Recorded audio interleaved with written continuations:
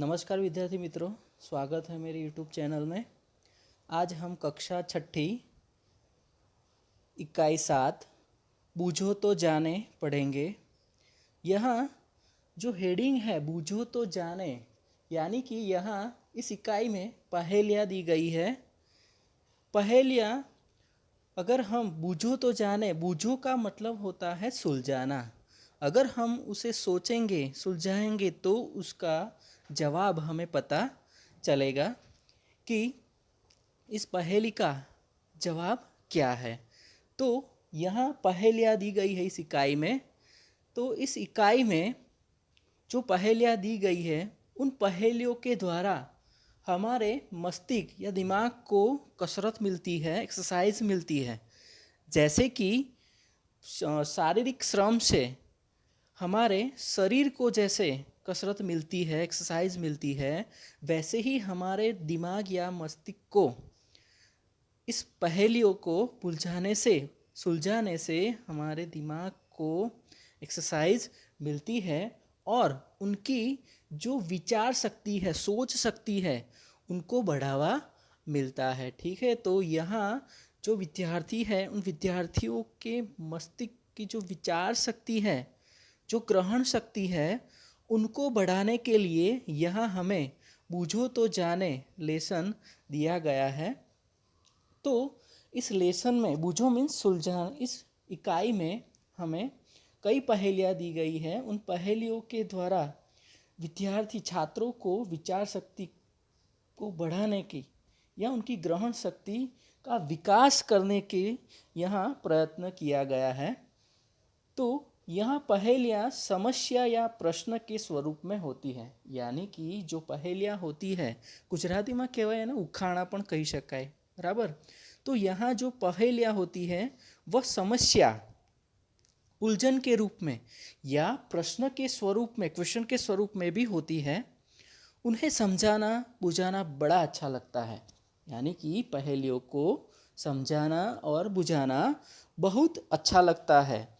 ये पहेलियाँ हमारी विचार करने की शक्ति को बढ़ाती है। मैंने जैसे आगे बढ़ाया कि हमारी विचार शक्ति या ग्रहण शक्ति को वह बढ़ावा देती है। जो हमारा ज्ञान है साथ साथ में, हमारे मस्तिष्क में जो ज्ञान है साथ साथ में, उस ज्ञान में भी वृद्धि करती है। वृद्धि का मतलब होता है बढ़ावा, यानी कि हमारे मस्तिष्क में जो ज्ञान है उस ज्ञान को भी वह बढ़ावा देती है। ठीक है, तो ऐसी कई सारी पहेलियाँ हमें मिलती हैं। हमारे घर अगर न्यूज़ चैनल आता है उसमें या न्यूज़पेपर आता है उसमें, तो ऐसी कई पहेलियाँ, कई बुकों में भी पहेलियाँ दी जाती हैं। ठीक है, तो उस पहेलियों के द्वारा हम हमारे मस्तिष्क की जो विचार शक्ति है, सोच शक्ति है, उसमें वृद्धि कर सकते हैं, बढ़ावा कर सकते हैं। तो यहाँ विद्यार्थियों की मस्तिष्क या दिमागी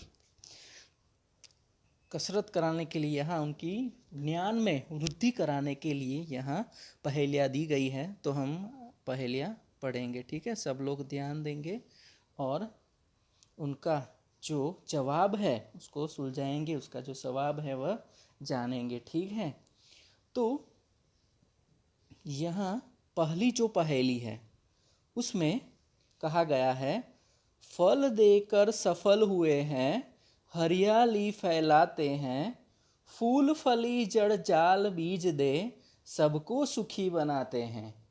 यानी कि यहाँ जो पहली पहेली है उनमें बताया गया है कि फल देकर सफल हुए हैं, यानी कि हमें जो फल देते हैं, जो पहली पहेली है उसका जवाब है, यानी कि जो पहली पहेली है उसका जो जवाब है वह है वृक्ष।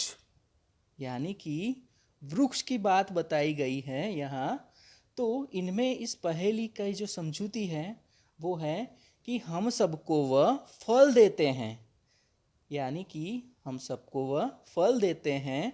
सबको फल देने में ही हमारे जीवन की सफलता है, यानी कि पेड़, वृक्ष हमें बताते हैं कि सबको फल देने में ही हमारे जीवन की सफलता है। हरियाली फैलाते हैं, यानी कि हम हरे भरे हैं, हम हरे भरे हैं, हरियाली फैलाते हैं, अपने फूल कलियां जड़ छाल और बीज देकर हम सबको सुखी बनाते हैं। यानी कि जो वृक्ष है वह फूल, फली, जड़, छाल, बीज, एक एग्जाम्पल एक एक्स्ट्रा ऐड करते हैं, लकड़ी देकर हम सभी मनुष्यों को या सभी प्राणियों को, यानी सभी प्राणी में आ गए सभी जीव, पशु पक्षी और मानव, सभी जीव को वह सुखी बनाते हैं। ठीक है, तो पहली पहेली में यह बात बताई गई है, उनका जो जवाब है वह है वृक्ष है। ठीक है, यहाँ दूसरी पहेली देखेंगे विद्यार्थियों। दूसरी पहेली में बताया गया है, पत्थर का वन ऊंचा है मन, उगते पेड़ घने सारे, नदियों झरनों के उद्गम हम, भूतल के रखवारे। यानी कि आपको पहेली पढ़ते ही पता चल गया होगा कि ये क्या है, उसका आंसर क्या है। ठीक है, उसका आंसर है पर्वत। तो पर्वत इस पहेली में बताते हैं कि पत्थर का वन ऊंचा है मन, उगते पेड़ घने सारे, यानी कि हमें आप पत्थरों का जंगल कह सकते हैं। यानी कि पत्थरों का वन, वन का मतलब होता है जंगल, ऊंचा है यानी कि बड़े ऊंचे ऊंचे पर्वत होते हैं। ठीक है, उसके मन बड़े बड़े ऊंचे होते हैं। आगे बताते हैं कि हमारा मन बहुत विशाल है, हम पर बहुत से पेड़ उगते हैं। यानी कि हमारा जो मन है, लास्ट में मन का मतलब होगा मस्तिष्क, दिमाग। ठीक है, तो हमारा जो मन है वह बहुत विशाल है। विशाल का मतलब होता है बहुत बड़ा, बहुत बड़ा है। हम पर बहुत से पेड़ उगते हैं, हम देखते हैं उन पर पर्वतों पर बहुत सारे पेड़ उगते हैं। ठीक है, आगे बताते हैं, नदियों झरनों के उद्गम हम, भूतल के रखवारे हैं। नदियों, यहाँ नदियों की बात बताई गई है कि हम नदियों और झरनों के उद्गम स्थान है। उद्गम यहाँ शब्द आया है, तो उद्गम का मतलब होता है जन्म स्थान, जिसका जहाँ से उत्पत्ति होती है वह उसे कहा जाएगा उद्गम। ठीक है, तो यहाँ जो पर्वत है नदियों और झरनों के वह उद्गम स्थान है, यानी कि जन्म देने वाले हैं। हम भूतल, भूतल का मतलब होता है धरती, भूतल का मतलब होता है धरती, हम धरती के रखवारे हैं। यानी कि जो पर्वत है वह धरती की रक्षा करते हैं। तो पूरी पहेली का जो जवाब है वह पर्वत है। इन पहेली में बताते हैं कि हमें आप पत्थरों का जंगल कह सकते हैं, हमारा मन बहुत विशाल है, हम पर बहुत से पेड़ उगते हैं, हम नदियों और झरनों के उद्गम स्थान है, जन्म स्थान है, हम धरती की रक्षा करते हैं। ठीक है, तो ये दूसरी पहेली में यह बात बताई गई है, उनका जो जवाब है वह पर्वत है। ठीक है,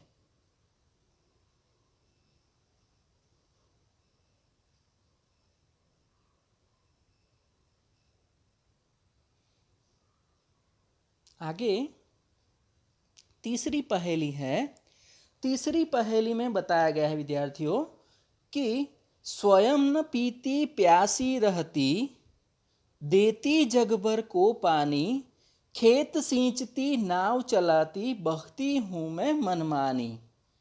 ठीक है, यहाँ जो तीसरी पहेली है उनमें बताया गया है कि स्वयं न पीती प्यासी रहती। विद्यार्थियों, ये सुनकर आपको पता चल गया होगा कि इस पहेली का जो जवाब है, आंसर है वो क्या होगा। तो उसका जो आंसर है वह है नदी। नदी है, नदी स्वयं अपना पानी नहीं पीती है, वह क्या रहती है, प्यासी रहती है खुद, लेकिन देती जग भर को पानी, यानी कि वह पूरे विश्व को, जग भर विश्व को, सारे संसार भर को वह अपना पानी देती है। आगे बताती है, खेत सींचती नाव चलाती, बहती हूँ मैं मनमानी, यानी कि वह खेतों की सिंचाई करती है, यानी कि वह खेतों में पानी देती है। सिंचाई करना मीन्स पानी देना। नाव चलाती है, अपने पर वह नाव चलाती है। बहती हूँ मैं मनमानी, यानी कि नदी अपने मनमानी ढंग से ही चलती है। वह किसी की नहीं सुनती है, बस अपने मन माने ढंग से ही वह बहती रहती है, आगे चलती ही रहती है।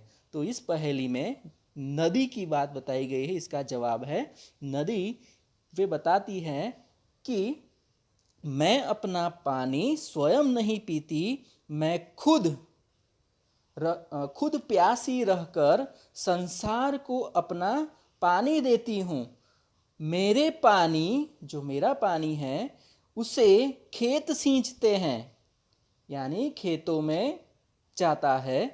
मेरे पानी से नाव चलती है, मैं अपने मन माने ढंग से बहती हूँ, यानी कि अपने मन से ही चलती हूँ, किसी की नहीं सुनती। तो तीसरी पहेली में विद्यार्थियों यहाँ हमें नदी की बात बताई गई है। अब पेज नंबर 55 पर जो चौथी पहेली है उनको हम पढ़ेंगे, ठीक है। तो ये चौथी पहेली में हमें बताया गया है कि तन है मेरा हरा भरा, तन है मेरा हरा भरा, रस से रहता सदा भरा, भीतर से मैं हूँ लाल, प्यास बुझाकर पूछूं हाल। ये सुनते ही विद्यार्थियों आपको पता चल गया होगा कि इसका जो जवाब है वह है तरबूज। यानी कि तन का मतलब होता है शरीर। तन है मेरा हरा भरा, यानी कि उनका जो ऊपर का शरीर है वो हरा भरा ग्रीन है, पीला है, ठीक है। तो हरे रंग का है, उसका जो शरीर है, तन है, वह हरे रंग का है, हरा भरा। रस्से में रहता सदा भरा, यानी कि उनमें रस ही रहता है, जूस, ठीक है। उसे वह भरा ही रहता है हमेशा, सदा का मतलब होता है सदा। भीतर से मैं हूँ लाल, भीतर का मतलब होता है अंदर, अंदर से वह क्या होता है, लाल होता है। जैसे हम काटते हैं उनको तो अंदर से लाल होता है, ऊपर से हरा होता है। और प्यास बुझाकर पूछू हाल, जैसे ही उनको हम खाते हैं तो हमारी प्यास बुझ जाती है, ठीक है। तो वह बताता है कि मैं सबको अपनी प्यास बुझाकर उनके हाल पूछता हूँ, ठीक है। तो इसकी जो पहेली है, इस पहेली का जो जवाब है वह तरबूज है। उसमें बताया गया है तन, वो तरबूज बताता है मेरा शरीर हरे रंग का है, मेरा जो शरीर है वह हरे रंग का है, अंदर से मैं लाल रंग का हूँ, अंदर से मैं लाल रंग का हूँ, और हमेशा रस से भरा रहता हूँ, यानी कि अंदर से मैं लाल हूँ और हमेशा रस से भरा रहता हूँ। गर्मी में पहले लोगों की प्यास बुझाता हूँ, यानी कि गर्मी में, गर्मी के दिन होते हैं तो सबसे पहले वह लोगों की प्यास बुझाता है हूँ, और फिर उनका हालचाल पूछता हूँ, यानी कि प्यास बुझाता है और बाद में उनका हालचाल पूछता है, ठीक है। तो इस पहेली में यह बात बताई गई है विद्यार्थियों, और उनका जो जवाब है वह तरबूज है, ठीक है। इसकी बाद वाली पांचवी पहेली में हमें बताया गया है हम दोनों हैं पक्के मित्र, करते रहते काम विचित्र, पांच पांच सेवक है साथ, लेकिन करते कभी न बात। ये पहेली सुन के ही आपको पता चल गया हो उसका आंसर जो है वह क्या होगा। उसका जो आंसर है दो हाथ। दो हाथ ऐसे हैं, वह अपने पक्के मित्र हैं, सच्चे मित्र हैं। करते रहते काम विचित्र, यानी कि जो दोनों हाथ है वह हमेशा, विचित्र का मतलब होता है अनोखा, अलग अलग, ठीक है। वह अलग अलग अनोखा काम करते रहते हैं। उनके पास पांच पांच सेवक है साथ। पांच पांच सेवक का मतलब होता है उंगलियां। उनके पास पांच पांच सेवक है, पांच पांच उंगलियां है, लेकिन करते कभी न बात, यानी कि वह कभी भी बात नहीं करते, ठीक है। विद्यार्थियों आपके पास अगर दो ही बैठे हैं आप, तो भी बातें करते हैं, लेकिन उसके पास तो 5-5 सेवक है मित्र, फिर भी वह कभी भी बात नहीं करते हैं। आपके पास तो एक ही मित्र बैठा है, फिर भी आप बातें करते हैं, लेकिन वह कभी बात नहीं करते। तो यहाँ इस पहेली में बताया गया है कि हम दोनों पक्के मित्र हैं, हम अनोखे काम करते हैं, मीन्स विचित्र। हमारे साथ 5-5 सेवक है, हमारे साथ 5-5 सेवक रहते हैं, लेकिन वे आपस में कभी बात नहीं करते हैं। तो इसका जवाब है हाथ। ठीक है। उसके बाद वाली पहेली में बताया गया है, छठी देखेंगे। कभी हूँ पतला कभी हूँ मोटा, कभी गेंद जैसा हूँ, मेरी कोई बहन नहीं पर बच्चों का मामा हूँ। यानी कि इस पहेली सुनते ही आपको पता चल गया होगा कि इसका जो जवाब है वह है चांद है। यानी कि चांद बताता है कि मैं कभी पतला और कभी मोटा हो जाता हूँ, कभी मेरा आकार गेंद यानी कि बॉल आकार गेंद जैसा हो जाता है, मेरी कोई बहन नहीं यानी कि उसकी कोई बहन नहीं है, फिर भी बच्चे उसे मामा कहते पुकारते हैं या बुलाते हैं, पुकारते हैं या बुलाते हैं। ठीक है, उन्हें चंदा मामा कहते हैं। तो इसका जो जवाब है वह चांद है। ठीक है, इस पहेली में यही बताया गया है। उसके बाद वाली जो पहेली हैं उनमें बताया गया है कि बड़े सवेरे उठती हूँ मैं, सैर गगन की करती हूँ मैं, आलस सुस्ती तनिक न करती, हरदम ही कुछ करती हूँ मैं। यानी कि इसका जो जवाब है वह है चिड़िया।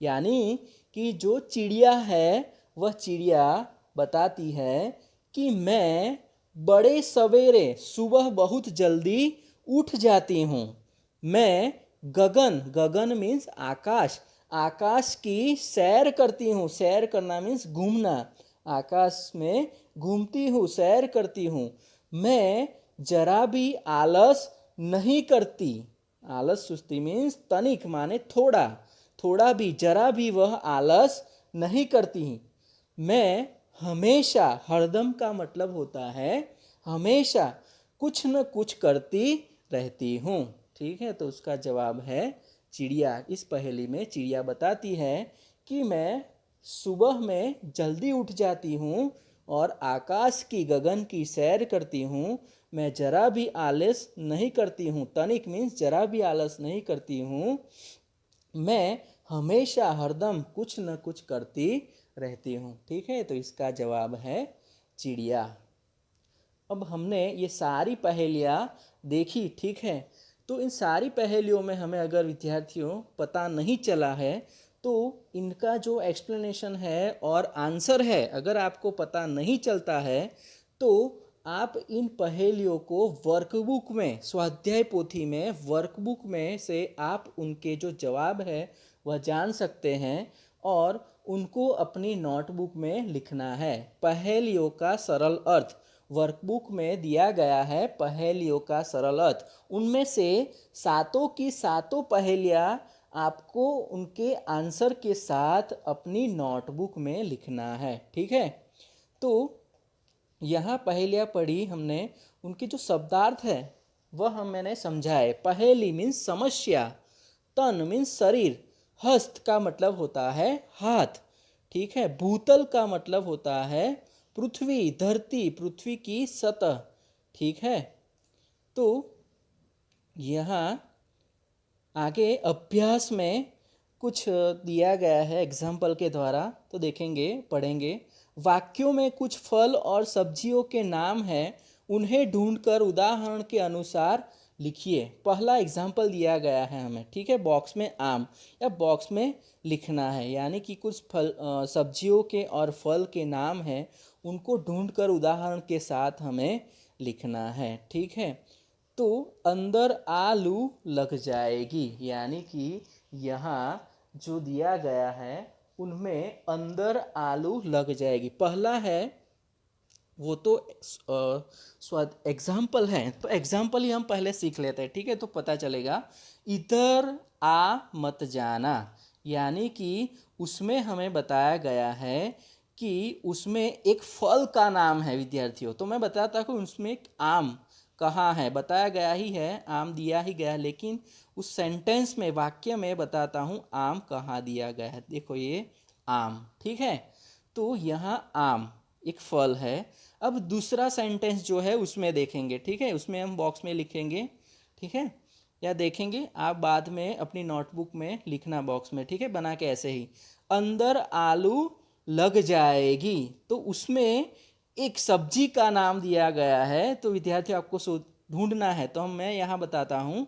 तो यहाँ इस दूसरे वाक्य में आलू एक सब्जी का नाम दिया गया है, आलू। तो नेक्स्ट सेंटेंस में एक सब्जी का नाम है आलू, तो आपको यह बॉक्स में नोटबुक में बनाकर लिखना है, ठीक है। तीसरा वाक्य है जयपाल कल आया था, तो उसमें भी एक सब्जी का नाम है।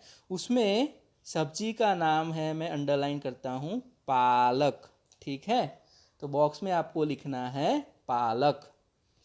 इसके बाद का सेंटेंस ड है संतराम आ गया, उसमें संतराम आ गया, उसमें एक फल का नाम छिपा हुआ है विद्यार्थियों। तो उसमें फल का नाम है संतरा, ठीक है। तो आप बॉक्स में लिखोगे संतरा। इसके बाद वाला ई सैलजा मुनमुन से मिली, इस सेंटेंस में हमें एक फल का नाम ढूंढना है। तो उसमें है, पद में बताता हूँ, जामुन, ठीक है। तो उसमें आपको बॉक्स में लिखना है जामुन। लास्ट वाला वाक्य है या सेंटेंस है च फैला हुआ काम अब सिमट रहा है, फैला हुआ काम अब सिमट रहा है, उसमें एक सब्जी का नाम दिया गया है। तो उसमें मैं बताता हूँ जो सब्जी है वह है मटर, ठीक है। तो आप मटर में लिखना है, ठीक है। यह अपनी नोटबुक में ऐसे बॉक्स बनाकर सेंटेंस लिखकर बॉक्स बनाकर लिखना है सबको, ठीक है। तो ये सब आपने देख लिया, ठीक है, आंसर के साथ। आगे जाएंगे। चित्र पहेलियाँ ध्यान से देखो और बताओ कहाँ यहाँ कौन कौन से प्राणी पक्षी के चित्र हैं। यानी कि इस चित्र में कई सारी पक्षी हमें या प्राणी दिए गए हैं, ठीक है। तो आप ध्यान से देखना और अपनी नोटबुक या कॉपी में आप लिख सकते हो कि कौन कौन से जो प्राणी या पक्षी हैं उनके नाम दिए गए हैं, ठीक है। तो उन पक्षियों के नाम से आप अपनी कॉपी में लिख सकते हैं। जैसे यहाँ हम एक गाय का एग्जांपल ले लेते हैं, ठीक है, हाथी का एग्जांपल ले लेते हैं, ठीक है, हंस का एग्जांपल ले लेते हैं, ठीक है, हिरन का एग्जाम ले लेते हैं, ठीक है। तो ऐसे कई सारे, कुत्ता भी है, ठीक है। तो आप चित्र में से अपनी नोट में सिर्फ नाम ही लिखना, जितने भी आपको पक्षी मिले और जितने भी आपको प्राणी मिले, ठीक है। आगे इन शब्दों को वाक्य में प्रयोग कीजिए, यानी कि जो शब्द है पर्वत, तो यहाँ सेंटेंस दिया गया है हिमालय ऊंचा पर्वत है। तो यहाँ नीचे जो शब्द दिए गए हैं उनके आपको अपनी नोटबुक में सेंटेंस बनाना है। बाद में कोई बोलेगा नहीं या फ़ोन नहीं करेगा कि उसमें हमें नोटबुक में क्या लिखना है, ठीक है। तो ये शब्द है, ऐसे एग्जाम्पल के साथ तुम्हें सेंटेंस नोटबुक में लिखना है, ये वर्ड रख के, ठीक है। 8 अंतर बतलाओ, जल्दी दिखाओ अपनी अक्लमंदी, ये एक्सरसाइज है अपनी जो ग्रहण शक्ति या सोच शक्ति उनको बढ़ाना है, उनको दिमागी कसरत कराना है, ठीक है। आगे हमने देखा तो उनमें आप ढूंढना, उन ये एक्सरसाइज में 4 में आपको कुछ लिखना नहीं है, बस जो डिफरेंस है, जो अंतर है, वह आप खुद उसमें अंडरलाइन करना, ठीक है। अपनी टेक्स्ट बुक में आप कर सकते हो, ठीक है। यहाँ 5वीं एक्सरसाइज है पढ़कर कोष्टक में उचित शब्द लिखिए, यानी कि जो कोष्टक है उसमें आपको उचित शब्द लिखना है, जो पढ़कर कोष्टक में जो सही शब्द लिखे आपको उसमें लिखना है, ठीक है। यहाँ किसी को जाने के लिए कहना, यानी कि यहाँ बॉक्स में जो भी आपको उचित माने सही शब्द दिखाई दे वह आप उसमें लिख सकते हो आप को। ठीक है। यहाँ दूसरा जीवन प्राण, यानी 2 बॉक्स दिए तो प्राण। राजा जनक की पुत्री, तीसरे में जनक लिख सकते हो। चौथी है प्राणी पशु जीवधारी, तो 4 बॉक्स दिए है तो जीवधारी। मैं आपको अंडरलाइन करके दे देता हूँ कि आपको बॉक्स में कौन कौन से शब्द लिखना है। ठीक है। पहले में दिया गया है को, पहले बॉक्स में को लिखना है, एक ही बॉक्स है तो। दूसरे बॉक्स में हमें प्राण लिखना है, तीसरे बॉक्स में हमें जनक लिखना है और चौथे बॉक्स में जीवधारी लिखना है। ठीक है। तो ये शब्द आपको बॉक्स में लिखने हैं। आगे देखेंगे, नीचे दी गई वर्ग पहेली में सार्थक शब्द ढूंढ कर लिखे। तो आपकी वर्कबुक में सार्थक बॉक्स दिया गया हो तो आप उसमें कर देना। ठीक है। ये नहीं करनी है नोटबुक में। अब सीधे स्वाध्याय पर जाएंगे। स्वाध्याय में भी यहाँ जो वर्ग पहेली है शब्दकोश का उपयोग करके आप उसमें भर सकते हैं। ठीक है। यहाँ आपको संकेत दिए गए हैं। तो ये एक्सरसाइज जो पहली है वो पूरी सारी हमें वर्कबुक में दी गई है। तो वर्कबुक में से जब मैं वर्कबुक रखूँ तो उसमें से आप देखकर अपनी टेक्स्ट बुक में लिख देना। ये सारे संकेत हमें दिए गए हैं तो जो भी आंसर है वो उसमें आपको यहाँ फिलअप करना है। ठीक है। फर्स्ट का फर्स्ट में, सेकंड का सेकंड में। ठीक है। यहाँ विराम चिन्ह दिए गए हैं। ठीक है। तो विराम चिन्ह हमने सीखे हैं कि किसे हम विराम चिन्ह कहते हैं। ठीक है। क्वेश्चन मार्क है, फुल स्टॉप है, डबल इन्वर्टेड कॉमा है, उनको हम विराम चिन्ह कहते हैं, दोनों गुजराती और हिंदी दोनों में। तो यहाँ हम देखेंगे कई सारे विराम चिन्ह हमें एग्जाम्पल में दिए गए हैं। तो जो यहाँ सेंटेंस दिया गया है उस सेंटेंस में हम विराम चिन्ह लगाएंगे। ठीक है। तो पहला कौन सा आएगा तो मैं अंडरलाइन करता जाऊँगा, आप ध्यान देना। तो पहला है आप क्या खाएंगे, क्वेश्चन किया गया है तो उसमें क्या आएगा विद्यार्थी मित्रों। तो पहला है उसमें आएगा क्वेश्चन मार्क, यानी कि क्वेश्चन मार्क आएगा। जो पहला है उसमें क्वेश्चन मार्क आएगा।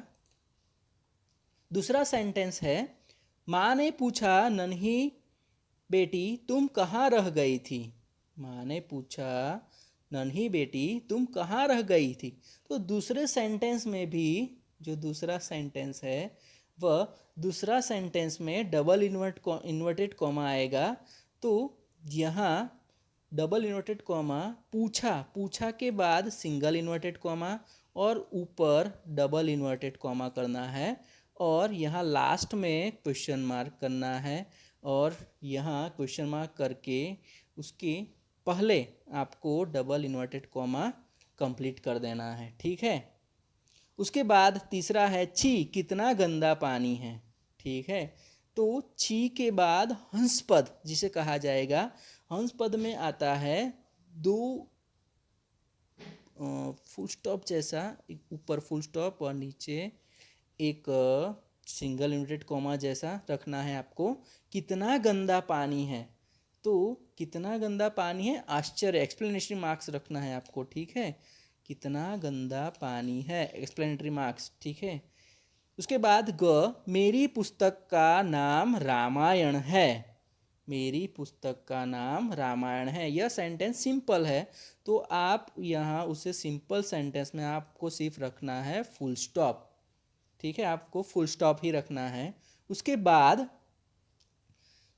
वाह कितनी अच्छी किताब है। तो वाह के बाद क्या आएगा, फिर आएगा एक्सप्लेनेटरी मार्क्स। तो वाह के बाद आपको रखना है एक्सप्लेनेटरी मार्क्स। ठीक है।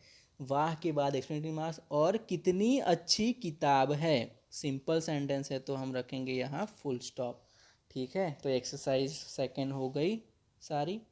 तो अब हम यहाँ तीसरे एक्सरसाइज पर जाएंगे। तो यहाँ कुछ समानार्थी शब्द दिए गए हैं। ठीक है।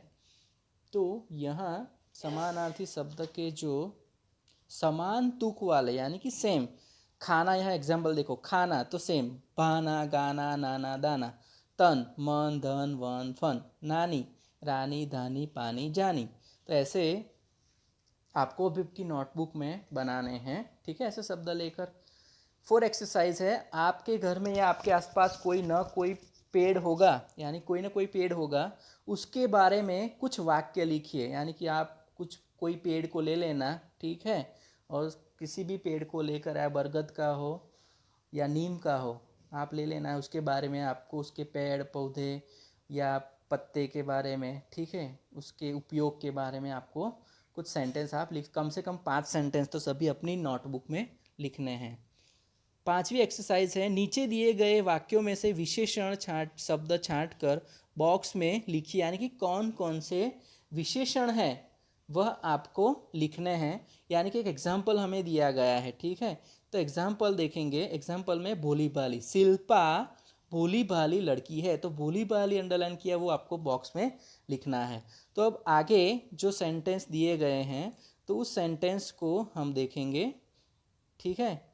तो सेंटेंस को देखते अंडरलाइन करूंगा और आपको यहाँ उस बॉक्स में लिखना है अपनी नोटबुक में, ऐसे ही एक्सरसाइज बनाकर, ठीक है। फर्स्ट देखेंगे, कक्षा में 4 बच्चे बैठे थे। कक्षा में 4 बच्चे बैठे थे, तो कौन सा विशेषण आएगा? कक्षा में 4 बच्चे बैठे थे, तो बॉक्स में हम लिखेंगे विशेषण 4, ठीक है। नीम की पत्तियां कड़वी लगती है, तो इस सेंटेंस में जो विशेषण बताता है, विशेषता बताता है, वो है कड़वी, ठीक है, तो बॉक्स में लिखना है कड़वी। तीसरा सेंटेंस है, नदी में काला पानी है। कैसा पानी है? काला, तो ये विशेषता बताता है, तो यहाँ हम काला लिखेंगे, ठीक है, विशेषण काला। उसके बाद का चौथा सेंटेंस है, वाक्य है, यह किताब मेरा भाई लाया है। यह किताब मेरा भाई लाया है, तो इसमें जो कौन लाया है? मेरा भाई, तो विशेषता क्या बताता है? भाई, ठीक है। तो आप इसमें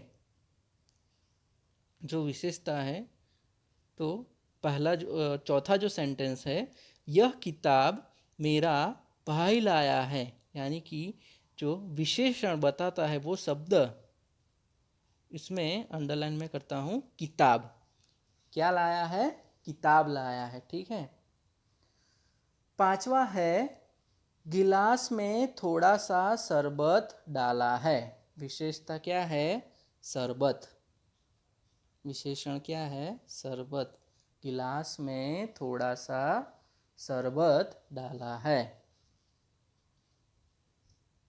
उसके बाद है, हमारी पाठशाला में बड़ा बगीचा है, तो उसमें जो आंसर है बड़ा, विशेषता बताता है वो बड़ा बगीचा है। 7वां है, बाजार में पक्के केले मिलते हैं। कैसे पक्के केले मिलते हैं, तो यहाँ बाजार में कैसे केले मिलते हैं? विशेषता पक्के। टेक्स्ट बुक में या वर्कबुक में पीले दिए गए हैं, सॉरी, वर्कबुक में पीले दिए गए हैं, ठीक है, यहाँ पक्के दिए गए हैं। तो कई सेंटेंसों में थोड़ा अलग अलग है, तो ध्यान देना, ठीक है। तो यहाँ हमारा जो लेसन है वह आगे 6 एक्सरसाइज में चित्र में आपको सिर्फ रंग भरना है, ठीक है, कलर करना है और कुछ नहीं करना है।